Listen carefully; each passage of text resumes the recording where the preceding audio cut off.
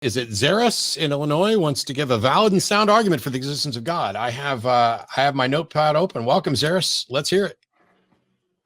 Okay, thank you. I have a quick question. Do you think brute contingencies exist? Brute contingencies exist. I think so. I think that if I'm understanding what you mean by brute contingencies, there are things that are definitely contingent on other things. I don't think you can have causality without that. By brute contingency, I mean in the modal sense, like something that exists without any explanation or cause. That begins to exist without any explanation or cause. So I can't answer that because I'm not aware of anything that begins to exist without a cause, which is, the first premise of the Kalam, essentially, that everything begins to exist as a cause for its existence. However, I can't demonstrate that it is a fact that there aren't things that aren't contingent. And also, we may be in a case where, like, when you look at the universe, we don't know whether or not it's contingent or whether or not everything has always existed in some form or another and just changed its state. And when you look like Big Bang cosmology and you get time out of it as well. So I can't really answer your question. I think the universe is demonstrably finite. I think it's impossible for it to be infinite or to have an infinite past. Cool. That's a really cool opinion. I just don't know how you reach that conclusion because okay, yeah, I'll give because so have you heard of the Grim Reaper because I don't know how many fucking times I have to say because I don't know how you reach that conclusion because we don't have the ability to investigate beyond the Planck time. So I can't say what came before that. Go ahead. Okay, so I'm just saying it's impossible for there to be an eternal universe because of things like the Grim Reaper paradox or the sniper analogy. If you are unfamiliar with them, I can give them. I'm familiar with the Grim Reaper paradox. What I'm saying is I am not interested in philosophical thought experiments that lead you to a conclusion that something is impossible when the fact is that we are barred currently from actually investigating what happened prior to the Planck time. Well, do you think logic is prescriptive?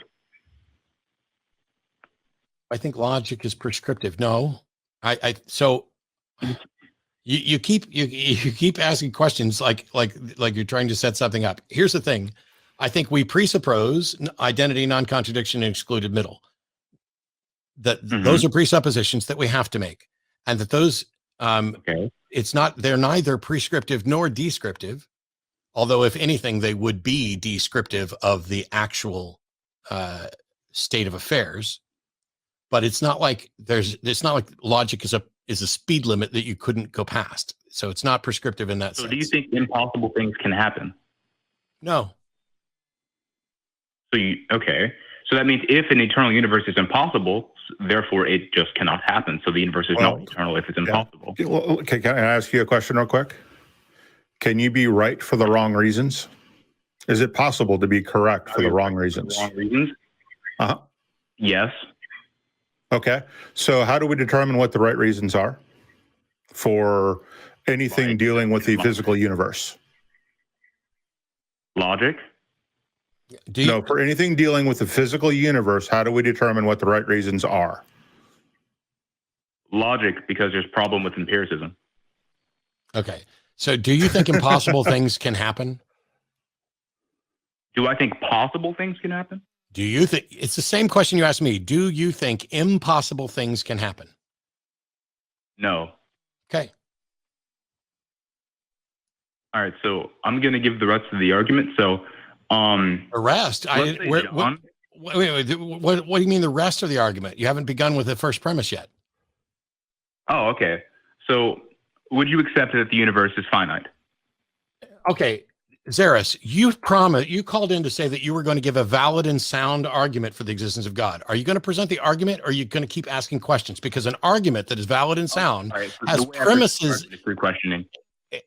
Excuse me? What'd you say when you fucking interrupted me? The way I present arguments is through questioning. Sorry. No, that's not how arguments are presented. A valid and sound argument, validity goes to the structure of an argument. You need premises, and those premises lead to a conclusion. I'm sorry that you don't know how to present a valid and sound argument.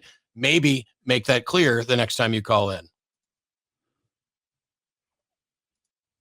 A valid and sound argument is not presented by you quizzing me on whether or not I agree with you on certain things. That is not a valid and sound argument. Yeah, and the answer to that question is it appears that the local presentation of the universe does in fact have a beginning. Yeah. That is, I mean, and that tells us nothing. But So, when we say the local presentation of the universe has a beginning, we don't know that anything other than time apparently starts in that model. And so that would be the beginning. But right. Yeah. And so everything starts to fall apart at that point with his line of questioning. And as for empiricism having problems, that does not change the fact that when it comes to the physical universe, the only way we can prove that we have the right reasons is through experimentation and and the best observation we can make of the universe, build models and see how well those models hold up to the real world. Yeah. So basically physics. Basically head back to your Discord and complain to your Lord and Master that they didn't give you enough information on what a valid and sound argument should look like.